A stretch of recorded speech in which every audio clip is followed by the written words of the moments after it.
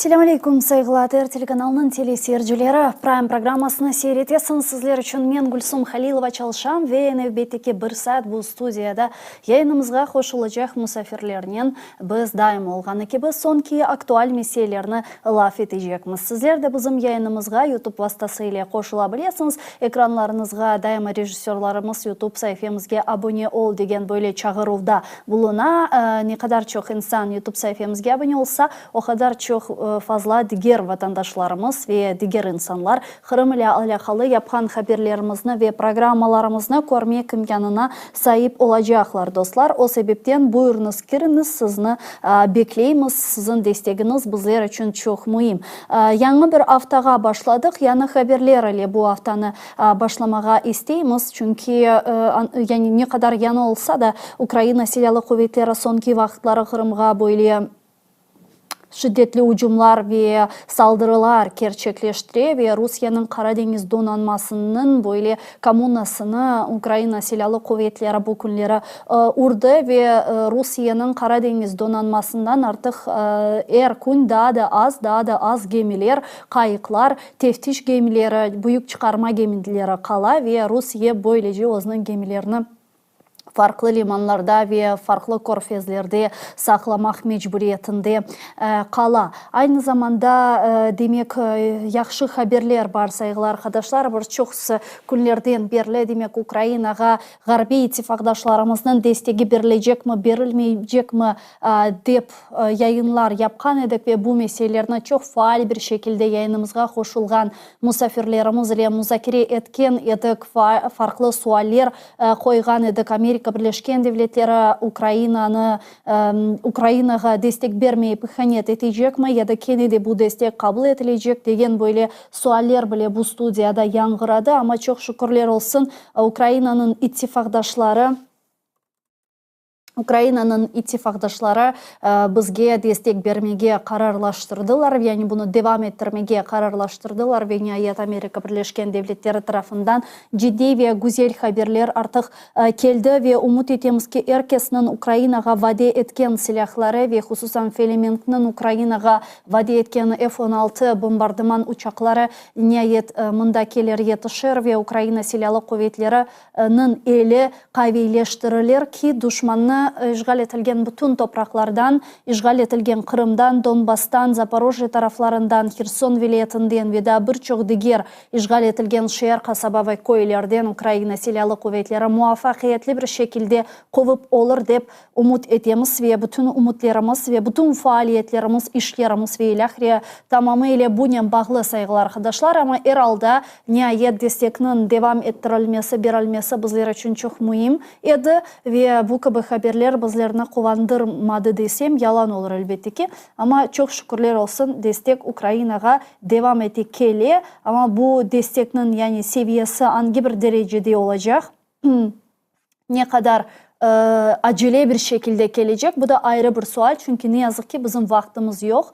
Ukrayna Silahlı Kuvvetleri'nin vakti yok. Çünkü her bir saniye, her bir dakika, her bir saat bu insanların canı Rusya, Ukrayna'nın vatandaşlarını öldürmeye ve adi böyle kasabalarını, köylerini, şehirlerini roketlerle terörize etmeye devam ediyor. Aynı zamanda işgal edilgen Kırım'da vatandaşlarımızga binaen represiyalarını da şiddetleştirip baskılarını devam ediyor. O sebepten ne kadar çok acele ve hızlı bir şekilde bunların hepsi gerçekleştirilse o kadar bizge daha yaxşı ve daha faydalı olurdu. Ama Rusya için öyle değil ve Rusya mahsus bu cenkni uzatmağa tırışkanını da aynı zamanda görüyoruz. Çünkü Rusya bu cenkni uzatkanca onun istisallarını faalleştiriyor ve yangi roketler işlep çıkarma, yangi silahlar, tanklar işlep çıkarma faaliyetlerini böyle faalleştiriyor ve tezleştirmeye tırışa. Bu sebepten Rusya ne kadar çok çözüp olsa bu cenkni onun için faydasına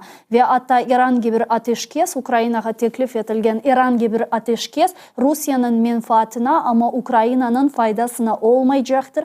Bunu da herkes biliyor. O sebepten Ukrayna hiçbir şekilde toxtanması mümkün değil. Bu Ukrayna'nın daha da zayıflaşması Rusya'nın ise güçlerini toplaması için bir teneffüs olacaktır. O sebepten Ukrayna bir ateşkes üzerinde şimdi müzakerelerinin alıp barılması ve teklifleri üzerinde laf etmey. Ama görgenimizge göre farklı ülkelerden böyle teklifler daima geliyor ve bu ülkeler sırasında hem geçenleri Çin liderinin yapkan açıklaması Xi Jinping'in böyle barışık bir konferensiyasını yapmağa isteyken sonra Emmanuel Macron ateşkesinin ilan etilmesi ve barışıkının sadece Ukrayna'da değil Sudan'da ve daha birçok farklı bölgelerde gelmesi için böyle bir teklifte bulunacağını aytıp geçti. Zaman zaman bu gibi teklifler Türkiye'den de eşitili ve hususan Türkiye Cumhurbaşkanı Recep Tayyip Erdoğan da böyle bir tekliflerinin çıkışta bulunup Rusya-Ukrayna arasında barışıkının sağlanması, barışıkının meydana gelmesi için çağrılarını yapar. Bu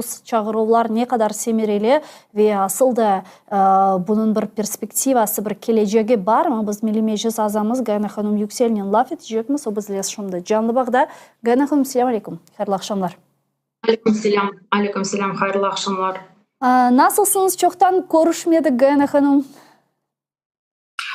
Pek Roman sağ olun, son dönemlerde, son vakitlarda böyle iki devlet arasında olmak mecburum. Aslında böyle bir dönem vardı, bir hafta Kiev'de kalıp bir hafta Ankara'da bulunup işlerime devam etmeye tırışam.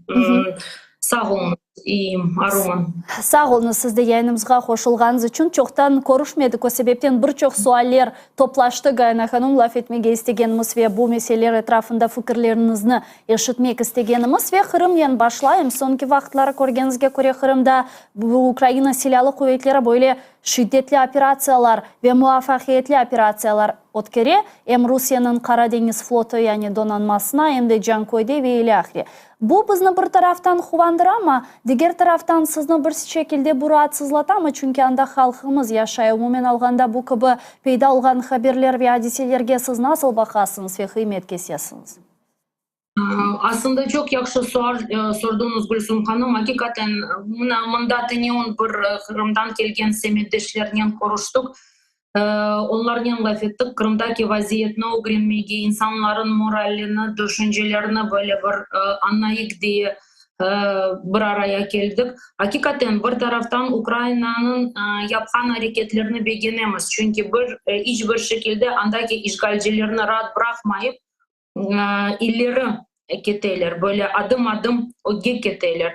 Ama diğer taraftan tabii ki anda yaşayan bizim halkımız var, insanlarımız var ki biz her zaman Kırım'ı terk etmemiz, mümkün olduğu kadarıyla Kırım'da kalınız, Kırım'da yaşamız dep aytaydık ve şimdi onlar böyle bir sıcak noktada bulunarlar.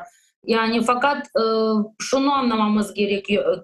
Yapacak bir çare yoktur. Başka türlü Kırım'ı serbest görmeye, Kırım'ı işgalden kurtarmaya çaremiz yoktur. Onun için anda yaşayan insanlara bir şekilde tedbirli, hazırlıklı olmak gerek dep aytmağa lazım. Zaten Kırım Tatar Milli lideri Mustafa Cemilov yıl başında bunun çağrısında bulundu. İnsanlara tedbirli, hazırlıklı, bilinçli olganı ayttı. Mümkün olduğu kadarıyla böyle askeri obyektlerin, askeri yerlerin yanında bulunmamak tavsiye etti ve kolaborantlarga, işgalcilerinin işbirliğini üst seviyede yapan insanlara tez vakitte Kırım'ı terk etmeyi söyledi. Onun için vaziyet budur.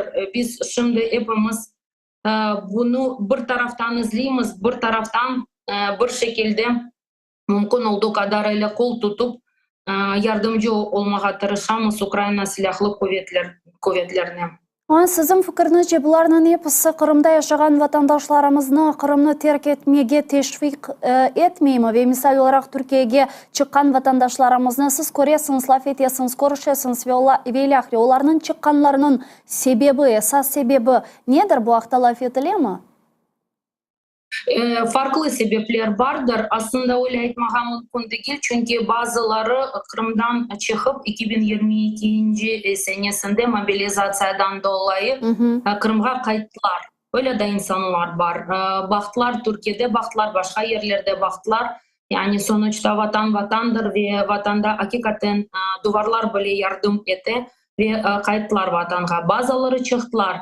Hakikaten bazıların pozitsiyası men mümkün olduğu kadarıyla bu savaşa, bu mobilizasyaya katılmayacağım ve işgalcilerden iş tutmayacağım. Bazıların böyle kendi düşünceleri ve sebepleri vardı. Uzunu ailesini kurtarmak amaçla Türkiye ve diğer ülkelerge gitti. Ama hepsi çıkıp da kaldılar veya başka ülkelerge gittiler deyip aytmağa doğru değil. Kayıtkan kısmı da var. Kırım'da bulunalar. Tabii ki tehlikeli. Yani sizin sualınızga umumi bir cevap aytacak olsak tabii ki tehlikeli ama biz zaten öyle bir tehlikeli bölgede yaşayımız. Yani Kırım'ın işgali 2014'te başladı. Donbas'ta savaş, şimdi bütün Ukrayna'ya karşı savaş alıp varıla. Yani bunu anlamak ve bunu bilmek zorundayız ve mümkün olduğu kadarıyla ben bu süreçte, ben bu proseste ne yapacağım, nasıl özümü ve ailemi kurtaracağım deyip düşünceyle yaklaşmak lazım deyip sayamam. Ben bunda sivil insanlardan bahsettim ve onlara seslenmeye tırışam. Bu asıl da bilesiniz böyle çaresiz bir vaziyet. Çünkü bir taraftan Kırım'ı terk etmek gerekmeyi dep aytamız ama diğer taraftan bu mecburiyet. Yani hiç kimse isteyip keyfi için bunu yapmay ve Rusya'nın bu seferberlik çerçevesinde birçok insanlarını orduğa celp etkeninin de stratejiyasından biri asıl da bu. Ya Kırım Tatarlarını orduğa alıp cenkte öldürmek ya işte onların Kırım'ı terk etmesini mecbur etmek ve her iki variantta da Rusya ne yazık ki kazana. Bizler Rusya şimdilik böyle bir mücadele içerisinde bulunup şimdilik bu gibi önlemlerini, bu gibi hareketlerini yapmak mecburiyetinde kalamız ama buna çıkan vatandaşlarımız Türkiye'de olsun ve ilahri hangi bir problemlerle sizin fikrinizce daha çok karşılaşalar ve bu problemlerinin çözülmesi yönelişinde hususan Türkiye'de yeterlice faaliyetler alıp barılar mı sizce? Bilesiniz mi Gülsüm Hanım, bu prosesin, bu sürecin iki yılı bitti. 2 yılı. 2 yıl içinde insan, çıkan insan, evini terk etken insan ya da evge kaytkan insan bir şekilde kararını beri deyip aytmağa mümkün. Buna Türkiye'de kalsa veya diğer memleketlerge gitse, ben anda ne yapacağım, nasıl yaşayacağım, Kur'an'da nasıl bakacağım, andaki vaziyet beni memnun ete mi etmeyeyim, ben toxtacağım ya da devam edeceğim bu yolga deyip karar verdiler gibi korunuyor. Çünkü bu migrasyon süreci biraz azaldı deyip aytmağa mümkün. Aslında şimdi değil, daha bir yıl evvel tekrar azlaştı. Fakat çıkan söyleri de var, hareket etken söyleri de var ama eskisi gibi değil tabii ki. 2022 senesinde gibi sentyabr, oktyabr, noyabr aylarında gibi değil. Gelgen insanlar, Türkiye'ye gelgen insanlar tabii ki iş sahibi ve iş sahibi derken bu ülkede bir şekilde kalacağım, kazanacağım, ayakta duracağım böyle bir bakışla yaklaşan insanlar. Afsus ki diploma nostrifikasyası Türkiye kolay kolay vermiyor. Özellikle doktor ve hukukçularga, böyle mesleklerge ayrı bir dikkatle bağa.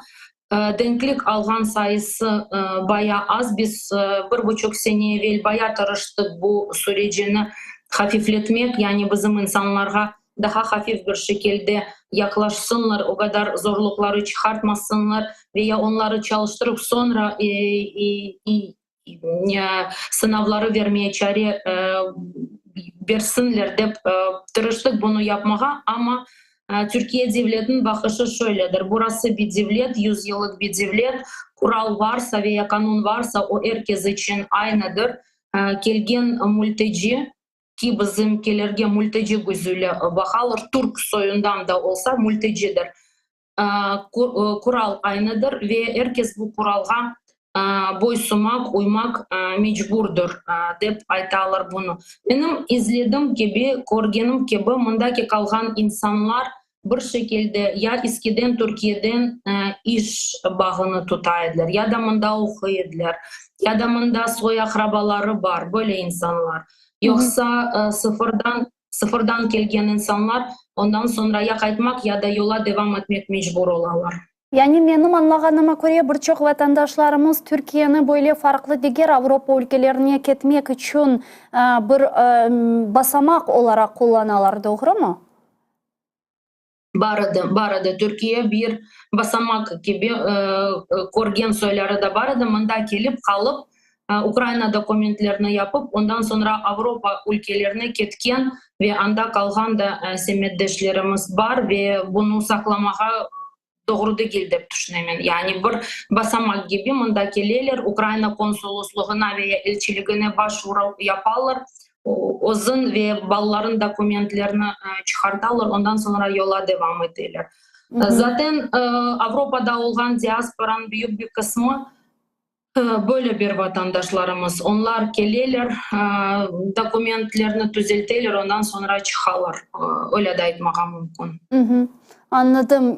Evet, ne yazık ki böyle bir farklı mecburiyetler var. Hem de bazı bizim de Antalya'da, Ankara'da ve konuşkenimiz ve Mustafa Ağa'nın konuşkeni de insanlar bu göç ile alakalı problemleri olganına dair de bazı böyle özünün problemlerini seslendirgen ve ilahri ediler. Umut etemiz ki bu meseleler de vatandaşlarımızga binaen çözülmege başlar. Şimdi geçenlere ben böyle bir haber gördüm.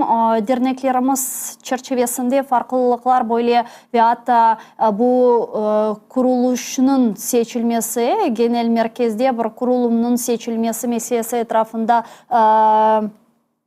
seçimler yapılgan edi, böyle bir toplantı ve ilahri yapılgan edi. Bu haqda tafsiyatlıca bizim vatandaşlarımızga tarif ete bilesiniz mi? Çünkü siz Türkiye'de, Ankara'da bulunasınız ve yakından bu hadiselerini takip etesiniz. Aslında şimdi diasporalar Ankara genel merkezinde hangi bir değişmeler ola, hangi bir faaliyetler alıp barıla?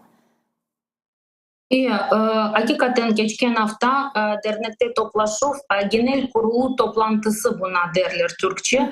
Böyle bir tedbir alıp varıldı.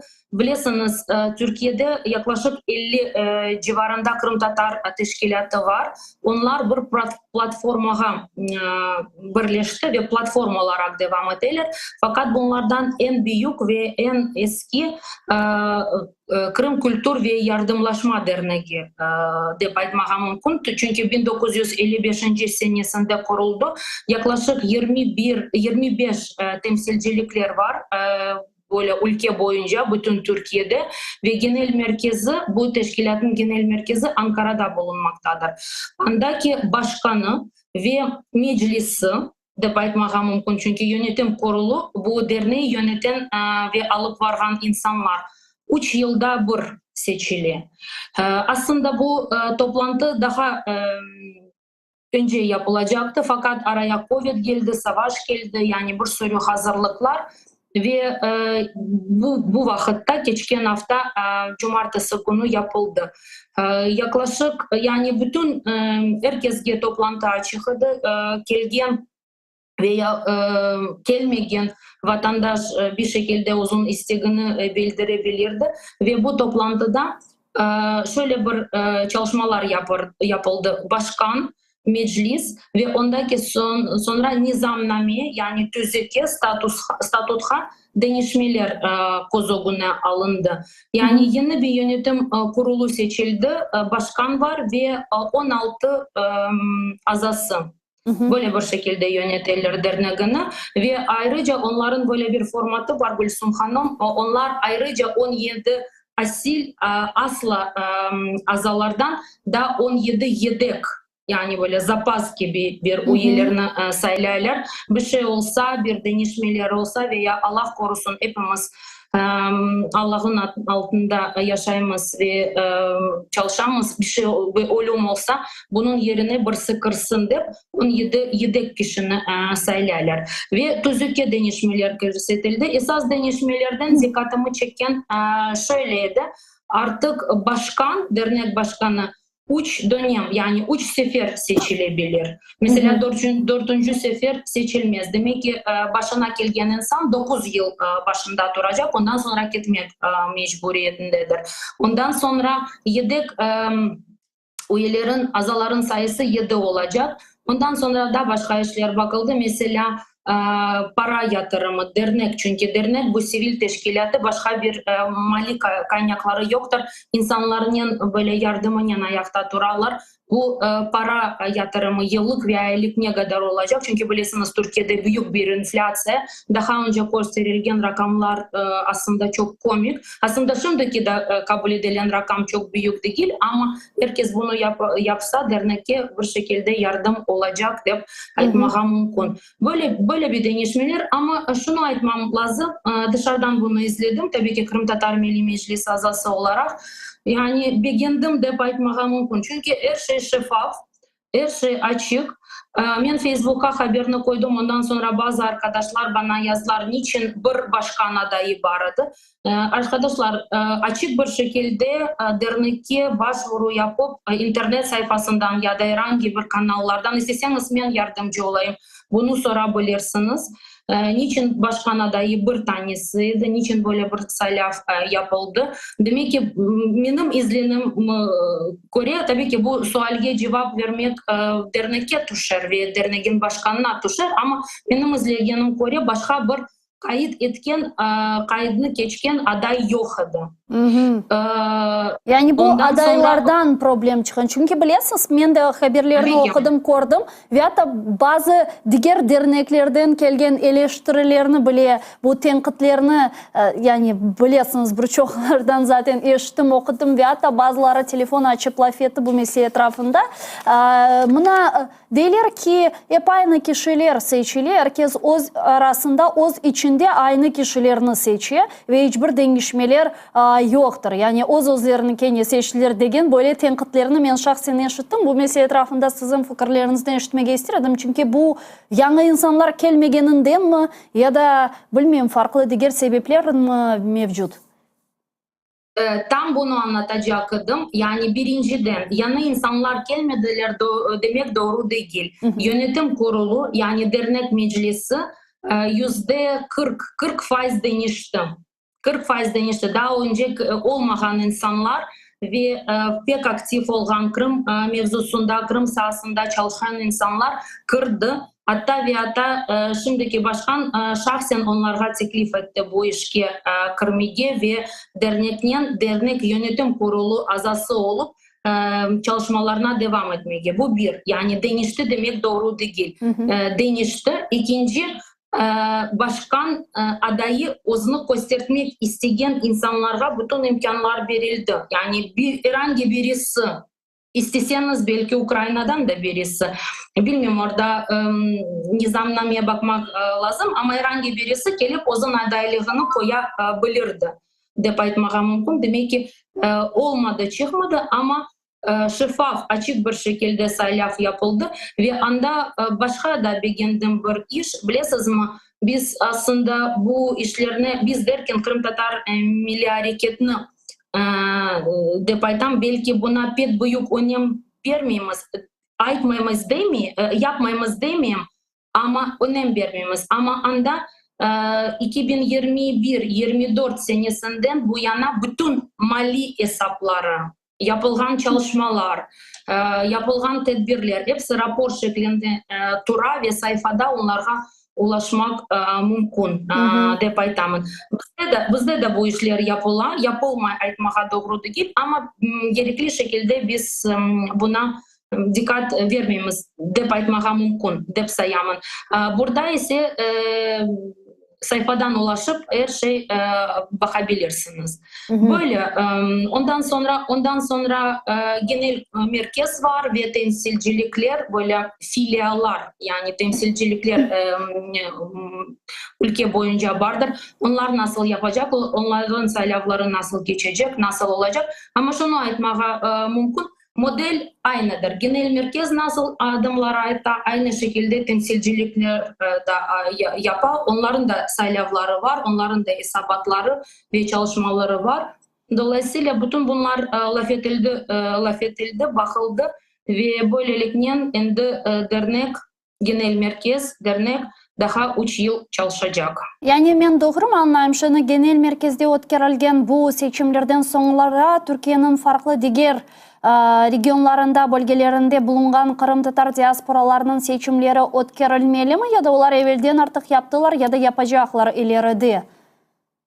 Yok, onların cetveli farklı. Onlar kendine göre mesela şube açıldı, anda başkan saylandı. Onların tabii ki timing yani vakti farklıdır. Onlar indi özne göre bu saylavları yapacaklar. Mesela Kırıkkale gibi bir yer var. Ankara'nın yanında 70 kilometre uzaklıkta, çok uzak değil. Anda başkan bu toplantıdan evvel demişti. Andaki insanlar toplandı, sabah'a baktılar, vaziyetke baktılar, başkan demişti. Demek ki onların vaktine saatine göre anda seçim yapılmalıdır. Fakat onlar da aynı şekilde 3 yılda bir bu seçimi ötkürecekler.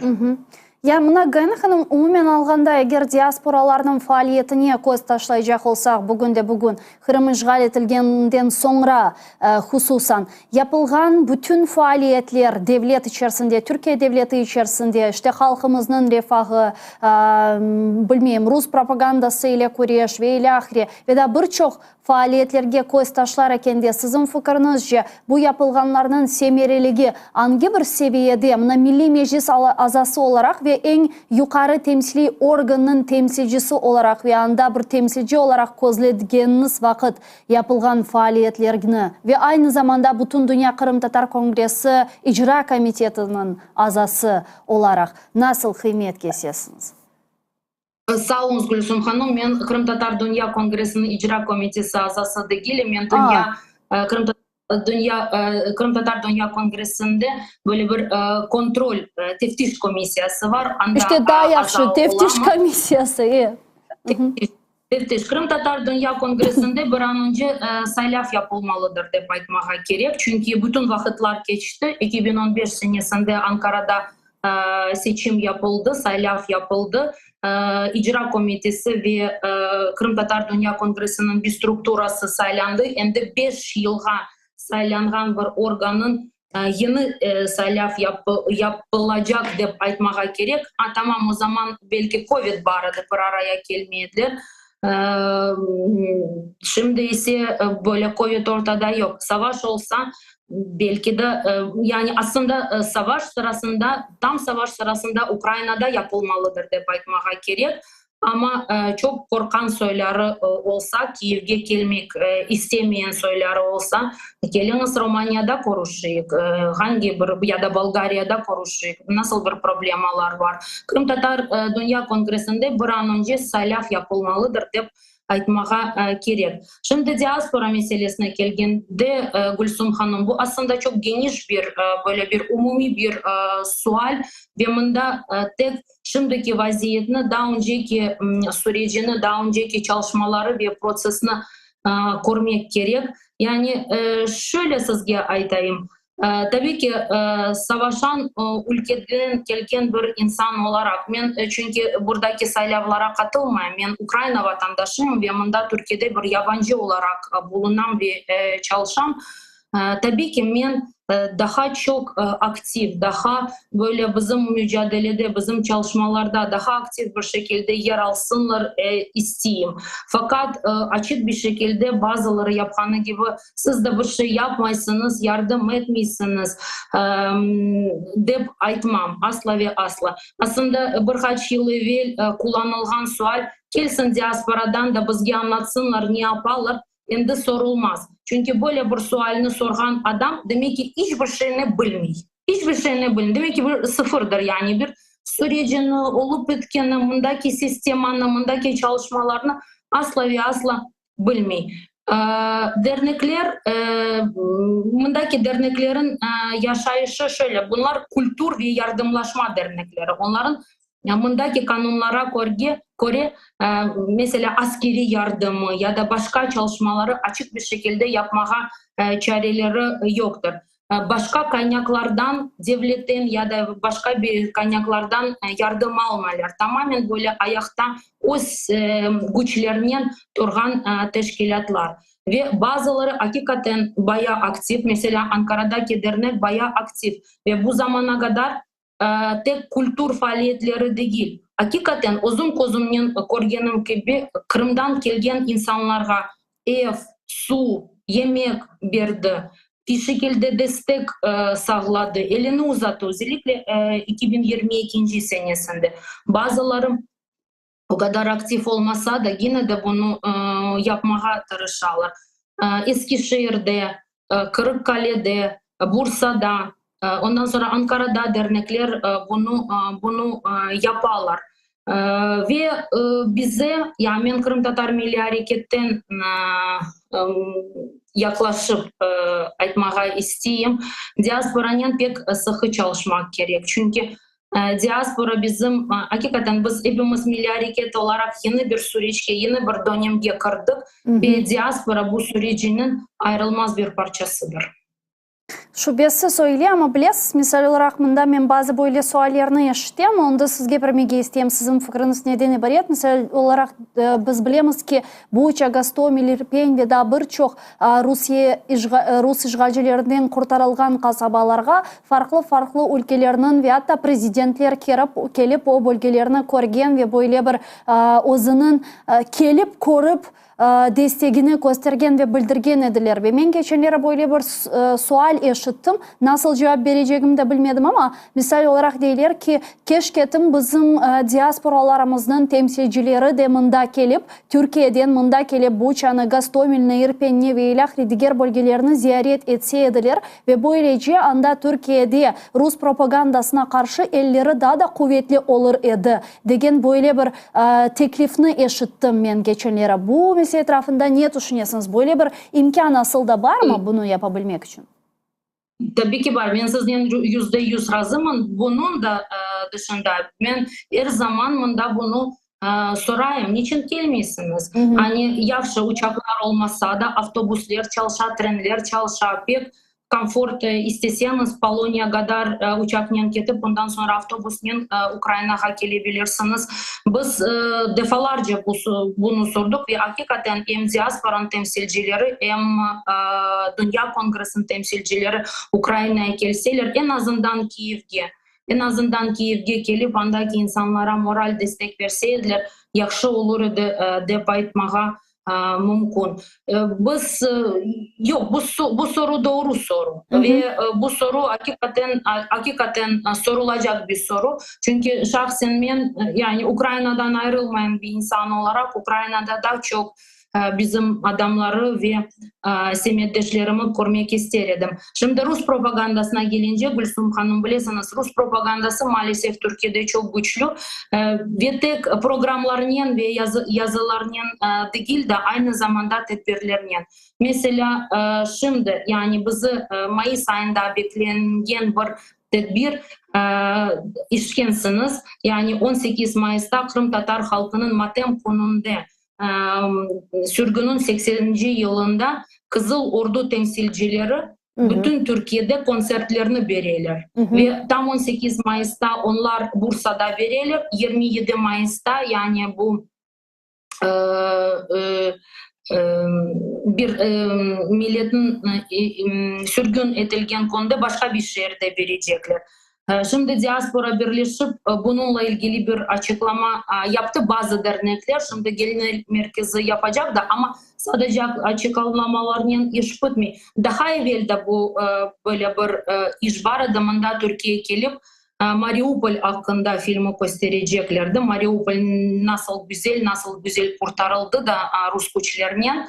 O zaman mesela İstanbul Derneği, İstanbul Şubesi basın açıklamasını yaptı. Onların basın açıklaması farklı yapılı. Onlar sadece medya veya sosyal medya değil, aynı zamanda bütün elçiliklerine resmi mektubu yollarlar ve atarlar. Ve böyle bir şekilde tepki gösterdiler. Ama doğru birleşip bir tepki göstermemiz gerek dep aytamın. Bunda da uzunlu da sayam çünkü ben de bir Kırım Tatarım ve asla kabul edilmez bir vakialar ve bunda diasporaga da aktif olmak gerek dep aytmağa mümkün. 18 Mayıs деп хайдеттіңіз де, олса шуны сұрайым, 18 Mayısқа бойле бір тедбірлер азырлана farklı ülkelerde, hem Türkiye olsun, hem Kiev olsun ve ilahri, yani bu sene 18 Mayıs'na nasıl bir şekilde ötküreceğimizden düşünesiniz? Şahsen men 18 Mayıs'ta bu sene Kiev'de olacağım. Tavriya Milli Üniversitesi'nde büyük bir tedbir hazırlayımız. Allah'ın izniyle hepinizni davet etmeyi istiyoruz. Çünkü anda hem Ukraynalılar hem Kırım Tatarlar, hocalar, öğrenciler, talebeler, bu milli hareket temsilcileri hepimiz olmak gerek deyip düşünüyoruz. Tarih belki 18 Mayıs olmaz. Çünkü 18 Mayıs'ta devletten beklenilen bazı tedbirler yapılacak deyip içtik, daha açıklanmadı ama işte ama 16 Mayıs'tan 18 Mayıs'a böyle tedbirler yapılacak. Tek bu tedbir değil, aynı zamanda başka da çalışmalar yapılır deyip hazırlanamız. Türkiye'de ise birkaç hafta evvel benim gelgenim vakitte ben yetiştiramadım. Eskişehir'de Kırım Tatar Teşkilatların platformu toplandı ve anda toplanılan teşkilatlar Eskişehir'de 18 Mayıs'ta büyük bir miting geçirmeye karar aldılar. Eskişehir'de demek ki olup 18 Mayıs'ta büyük bir miting yapmaya düşünüyorlar. Herkes anda hücum edecek deyip aytmağa mümkün bir şekilde korunsun deyip, herkes katılsın deyip Eskişehir saylandı bu sene. Onun için anda yapacaklar. Anda bazı hazırlıklar var. Bazıları olmuyor, bazıları ola ama esas tedbir 18 Mayıs'ta Eskişehir'de yapılacak. Bunun da dışında yani artık böyle bir adet üzere bir gün evvel dua mirasimi ve konferanslar geçirilecek ve 18 Mayıs'ı böyle bir şekilde Türkiye'de geçecek. Öyle olsa 18 Mayıs günü benim bilgenime göre da 18 Mayıs yakınlaşkanı vakıda birçok diğer tedbirler de meydana gelecek ve birçok insanlar da teşebbüste bulunacaktır. O sebepten men fırsatla faydalanıp saygılar arkadaşlar Hatır telekanalının yayınında biz elimizden kelgence 18 Mayıs matem günü ötkürülecek bütün tedbirlerini göstermeye tırışacakmız ve umut etem bu gün böyle bir hatta marafon şeklinde yayınga da çıkarmız ve her sene yapkanımız şekilde olmasa da bugünkü kısıtlı ve sınırlı imkanlarımızla elimizden kelgence bu gün vefat etken elak olgan vatandaşlarımızın hatırasını anıp bularının hiçbir vaqt artık tekrarlanmaması için ne yapabileceğimizni laf etermiz. Gana hanım, men da bilesiz böyle umumi halkara ve da stratejik meselelerge geçmege isteyim. Halkımızın geleceği ve umumen alganda Ukrayna'nın geleceğiyle bağlı. Zira misal olarak Türkiye Cumhurbaşkanı ve Türkiye liderliği Antalya'da ötkürülgen bu diplomatik forumdan başlap bugüne kadar farklı mecralardan Rusya ve Ukrayna arasında barışık anlaşmaları ve müzakereler başlatılması gerek olganına dair açıklamalarda ve çağrılarda bulunalar. Mına siz bu gibi hadiselerge ve İran gibi barışık müzakereleri tekliflerini nasıl bakarsınız? Bugünkü şaraitlerde fikriniz bir jurnalist olarak ve bir analitik olarak nasıl? Yani bunun imkanı aslında var mı? Ve manası var mı bu hafta laf edilmege? Aslında evet, birkaç hafta evvel hepimiz okuduk. Yani güya böyle barış planı ortaya koyuldu ve bu barış planı sanki iki taraftan konuşuldu. Ondan sonra bu barış planı Türkiye seslendirmeye vazife boyuna aldı. Çünkü hiçbir taraf bunu söylemesin. Ni Amerika'da bu işe karışmasın, Türkiye bunu açıklasın diye malumatlar ortaya koyuldu. Fakat ondan sonra ben aslında bu tür malumatlar çıkar çıkmaz resmiyette, ilçeliklerde ve resmi teşkilatlarda çalışan arkadaşlarımıza sordum. Hem Türkiye'de hem Ukrayna'da. Hayır dediler, öyle bir vazife. Çünkü bilirsiniz devlette bir karar alınsa onlara vazife olarak bu gelir ve onlar bu malumatlarını, bu pozisyonu dağıtmak ve böyle bir takdim etmek zorundalar. Öyle bir mesele yok ve ondan sonra zaten bu tür konuşmalar bir fake olarak ilan edildi. Birkaç çeşitli Telegram kanallarından alınan bir bilgiler. Fakat şöyle bakacak olsak anda gelgen modellerge ve pozitsiyalarga göre Ukrayna'nın hiçbir çıkarı, Ukrayna kurtargan, Ukrayna lehine, Ukrayna için çalışan hiçbir madde yoktur. Anda bütün maddeler tamamen Rus pozisyasını, zaten Rusya'nın bu savaşın, sıcak savaşın başında açıklanan pozisyasını devam etken cümlelerdir. Yani bu savaş 2040 yılına kadar donacak. Ondan sonra işgal altındaki olan topraklarda referandumlar geçecek. Ukrayna asla, tamam Avrupa Birliği'ne girecek da asla ve asla NATO azası olmayacak. Ondan sonra silahı almayacak, bütün silahları verecek vesaire. Madem böyle bir anlaşmalar yapılacaksa, olsa de aytsak, bütün bunlarını bu süreç, bu pek kıyın ve zor süreç başında yapmak mecburiyetindeydik. Çünkü bu kadar insan ölgen son bunu ortaya koymak bir yenilgi gibi görmeye gerek. Ve asla ve asla dediğim gibi Ukrayna'nın yararına olan maddeler asla yoktur. Bizim çalışmalarına devam etmek gerek. Tabii ki hepimiz birkaç gün önce sevindik. Şimdi bu sevincinin devamı da lazım. Çünkü Senato ve Biden'ın imzası lazım. Ama artık birinci basamağa geçken sonda devamı olacak diye aytalar. Allah'ın izniyle yakın zamanda bu yardım Ukrayna'ya gelecek. Türkiye'de bu farklı görünebilirsiniz mi Gülsüm Hanım? Farklı görüne. Burada bazı kanallarını takip ettim. Bir kanalı vardı. Neredeyse ağlayacaklardı. Amerika'da bu kadar karar çıkan son. Tabii ki Amerika'nı suçlayırlar, dünya emperyalizmini suçlayırlar.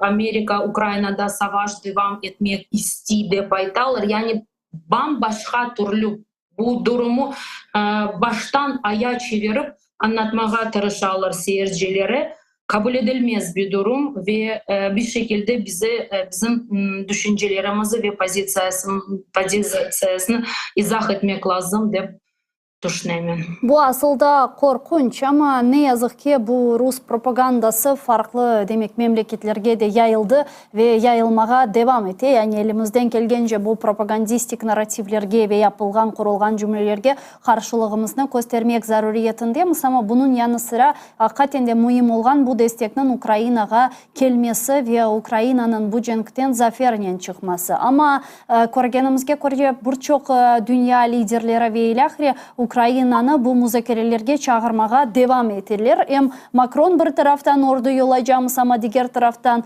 işte barışık lazım filan dep ayta ve Xi Jinping misal olarak buna dahil olmaya istey ve sanki dersin şimdi Ukrayna'nı böyle bir müzakereler hayatına, koridoruna yollamaya ve kırsetmeye isteyler. Ama sizin fikrinizce Ukrayna bu cenkni devam ettirilmeli ve hiçbir şekilde bu müzakerelerge, sözde müzakerelerge başlamamalı mı? Yok, ben böyle keskin aytmazdım. Şahsen ben keskin aytmazdım. Tabii ki müzakereler, görüşmeler bir şekilde durumdan çıkış noktası olmalıdır.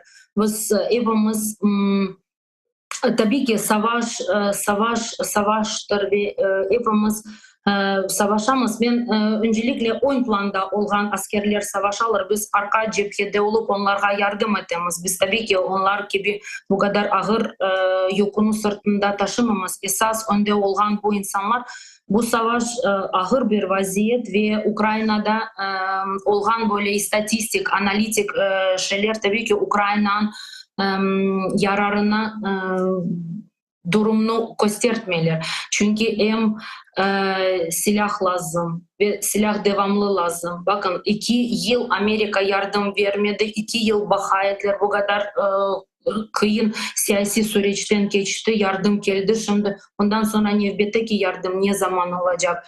Hem insani faktörü vardır çünkü nüfus azala, mobilizasyya, bu askeri gücü problemi vardır. Hem teknik donanımı, bütün bunlar vardır. Yani biz bir şekilde bunları hepsini göz önünde alıp keskin bir şekilde müzakerelerden vazgeçemiz deyip aytmamalıyız. Ama müzakereler nasıl? Mesela sonuç nedir? Ve bu sonuçlar Ukrayna'nın yararına mı ya da zararına mı? Ona bakmalıyız. Aslında tabii ki esas noktası o 2022 senesinde söylendi. Ukrayna'nın bütün topraklarından Rus askerler çekili ve ondan sonra herhangi bir problem veya durum bakıla deyip aytmalıyız. Fakat şimdi bütün bu inceliklerini vaziyetin durumu gözüne alıp müzakereler varsa katılmalıyız. Fakat müzakereye farkı var. Bazı müzakereler hakikaten müzakeredir, bazı müzakereler özellikle Rusya'nın şantaj şeklinde geçiyor. Şantaj şeklinde geçiyor.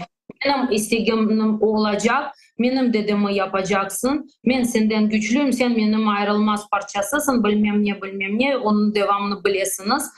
Böyle olacak. Bu tür müzakerelere kesinlikle katılmamak lazım deyip sayamam.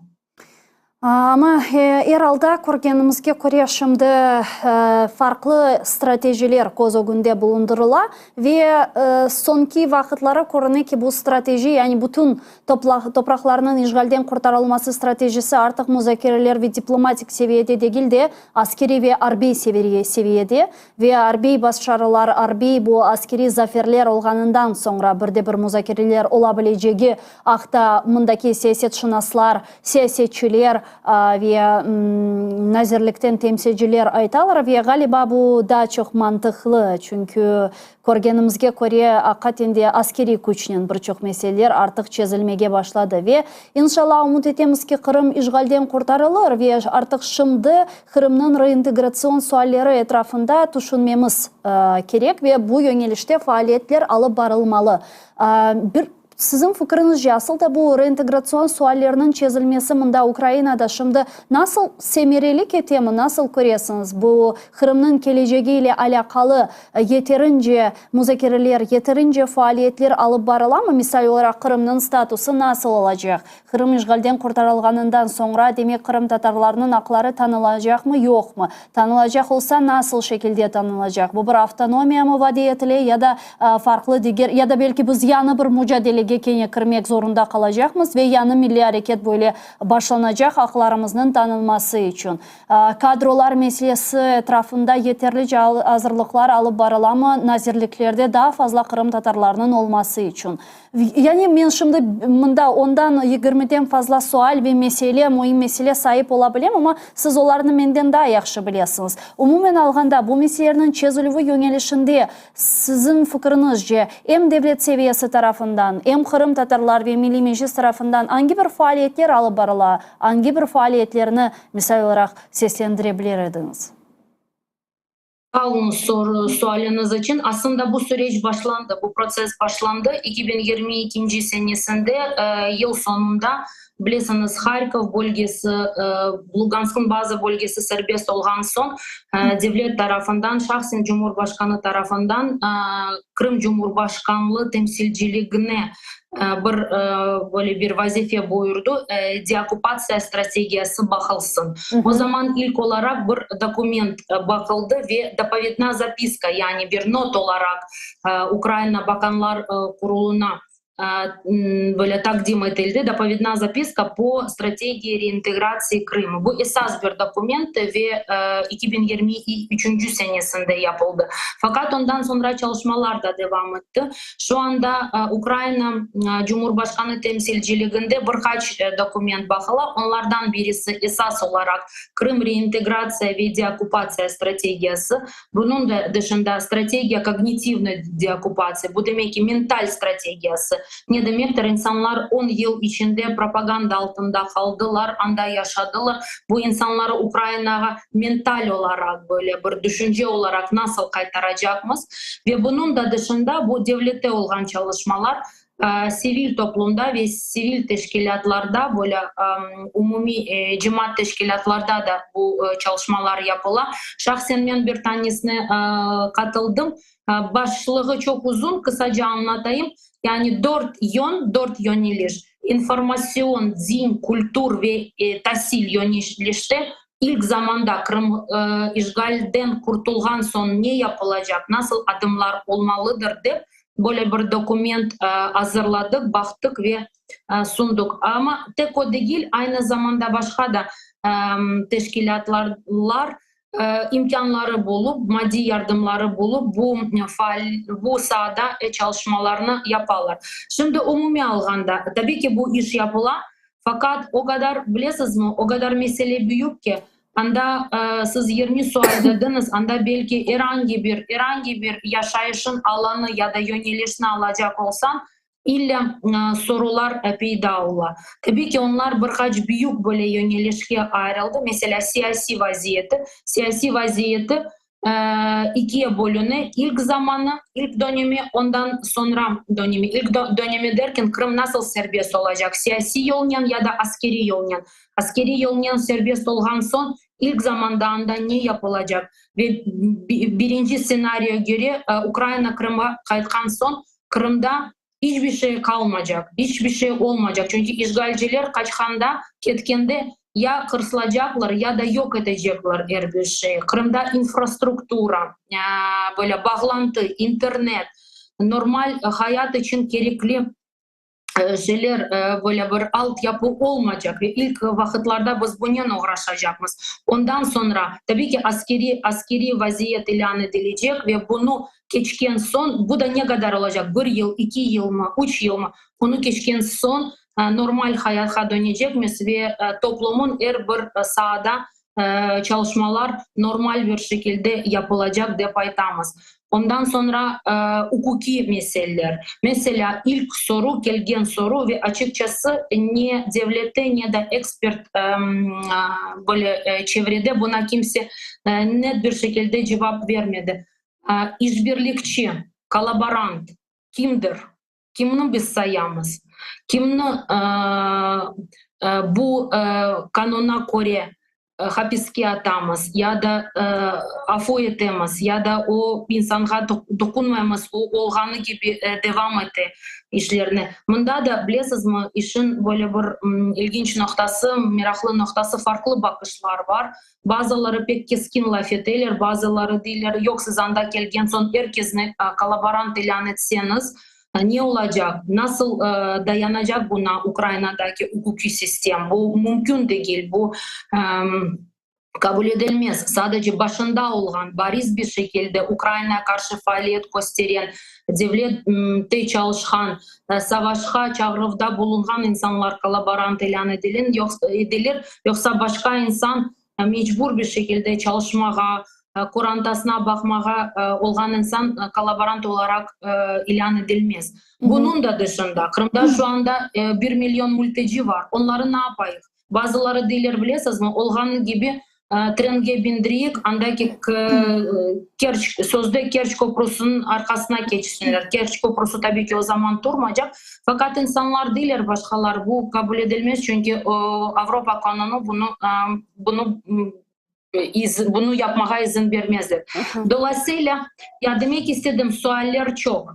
Ama Ukrayna bunu hazırlanan hem devlet hem toplum olarak. İkinci, bunun çalışmaları yapılan, bakışlar değerlendirilir ve üçüncü, biz daha net bir şekilde nasıl olacak hiçbir şey bilmiyoruz.